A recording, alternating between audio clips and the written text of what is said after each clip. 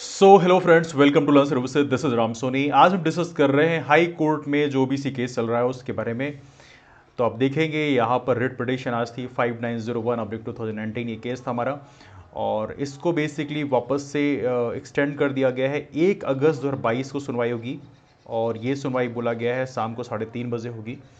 और यदि आपने हियरिंग यदि सुना होगा, यदि नहीं सुना है तो उसके बारे में हल्का बता देता हूँ। बेसिकली यहाँ पर गलती है दोनों ही तरफ के वकीलों की।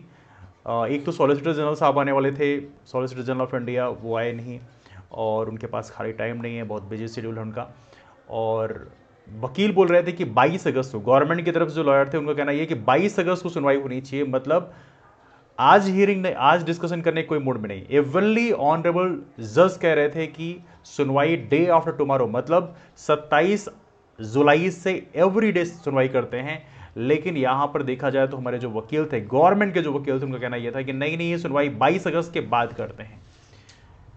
तो ये जो चीजें हैं, ये जो गवर्नमेंट का रवैया है या उनके लॉयर्स का जो रवैया है, जिसको कहते हैं ना कि देखिए, एक्चुअली कुछ चीजें ऐसी होती हैं जो प्रायोरिटी में टॉप में रखना होता है आपको।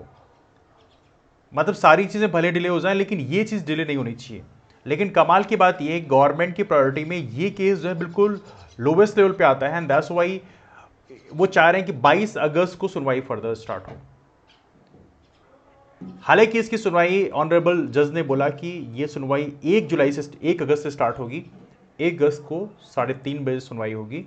इसके बावजूद भी they had been saying that कि नहीं नहीं, इसको 22 अगस्त में, 17-18 अगस्त में कर देते हैं, अभी हमारे पास टाइम नहीं है। So we can say that thing, government का जो रवैया है फाइनली यहां पर हमें दिख गया है और उनके जो लॉयर्स हैं वो कितना इसके लिए कमिटेड हैं, we have seen that one. तो कहीं ना कहीं ये काफ़ी अनफॉर्चुनेट है और यहाँ पे सरकार को अपना रवैया अब सही करने की आवश्यकता है, क्योंकि ये जो केसेस हैं इनके कारण हमारी जो MPPSC के रिजल्ट्स हैं, चाहे 2019 का हो, चाहे 2020 का हो, चाहे आने वाले PSC हो, चाहे बाकी जितने गवर्नमेंट एग्जाम्स हैं, वो सारे बाधित हैं। तो कहीं ना कहीं सरकार का जो ढुलमुल रवैया है एक बार फिर से हमें देखने के लिए मिला है।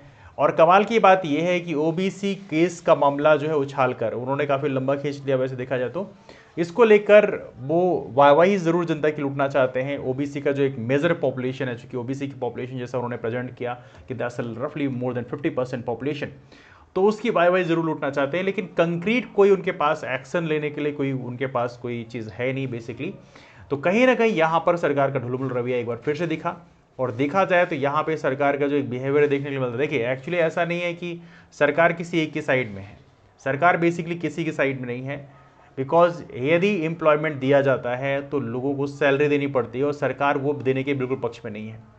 टीचर्स का अपॉइंटमेंट होना था, लगभग 40,000 टीचर्स के अपॉइंटमेंट का प्रॉमिस किया था पिछली बार, वैकेंसीज निकाली, उसके बाद तकरीबन 12,000 के आसपास वैकेंसी फिल हुई, बाकी वैकेंसीज अभी भी खाली हैं। बोल रहे हैं कि नहीं, दोबारा से हम टीचर्स एलिजिबिलिटी का एग्जाम कराएंगे 2023 में, अप्रैल 2023 में। तो कहीं ना कहीं ये जो ढुलमुल रवैया है सरकार का वो एक बार फिर से देखने के लिए मिल गया। और यदि किसी ने डिस्कशन शायद ना सुना होता तो शायद उन्हें पता नहीं चलता, लेकिन ये डिस्कशन आप ऑनलाइन देखेंगे, यूट्यूब में आपको मिल जाएगा। एवनली ऑनरेबल हाई कोर्ट की जो वेबसाइट है उसमें आपको मिल जाएगा। तो वहां पे देखने के लिए साफ साफ मिलता है, यहाँ पे जो सुनवाई उसमें साफ साफ देखने मिलता है कि गवर्नमेंट के जो वकील हैं वो कह रहे हैं कि नहीं, 22 अगस्त को सुनवाई करते हैं। आज सुनवाई नहीं करेंगे, 22 अगस्त को सुनवाई करेंगे। इवनली ऑनरेबल जज साहब का कहना यह था कि नई सुनवाई डे आफ्टर टुमारो, मतलब 27 जुलाई से शुरू करते हैं। लेकिन they had been keep on saying that कि नहीं नहीं, इसको डिले कर देते हैं, एटलीस्ट 17-18 अगस्त से शुरू करते हैं। तो ये चीज़ जो है कहीं ना कहीं काफ़ी अनफॉर्चुनेट है। एंड मैं चाहूँगा कि ये वीडियो आप अधिक से अधिक शेयर करें, एटलीस्ट यहाँ पर सरकार के भी कान खड़े हों। They should also be active कि उन्हें क्या करना चाहिए। और लिटरली राइट नाउ अब हम लोग ये एफोर्ड नहीं कर सकते कि केस जो है अगले कई महीनों तक चलता रहे। वैसे ही बहुत दिनों से चलता आया है, तो right now we can not afford any more, otherwise बहुत बड़ी समस्या हो जाएगी। बहुत सारे लोग जो हैं अपनी लाइफ को यहाँ पर स्टेक में लगा के रखे हैं। आपको पता होना चाहिए, जब 1-2 लोगों का मामला होता है, देखिए एक्चुअली क्या होता है, कोई 1-2 लोगों का मामला है तो चलो ठीक है, वो केस बाद में सुन लो।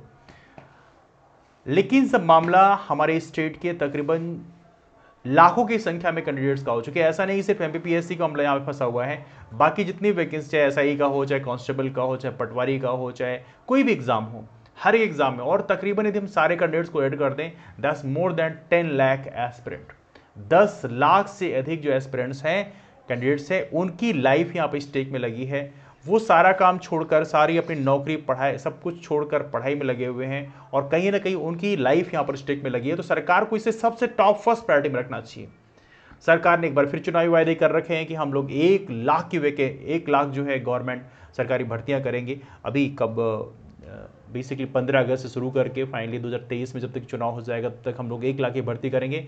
अरे महोदय, आप जितनी आपने प्रॉमिस किया था पहले उतनी भर्तियां तो कर दो, 1 लाख तो बाद में है। मतलब ये जो कहते हैं ना मुंगेरी लाल के सपने देखने वाली बात है, वो कहीं ना कहीं दैट्स हाईली अनफॉर्चुनेट।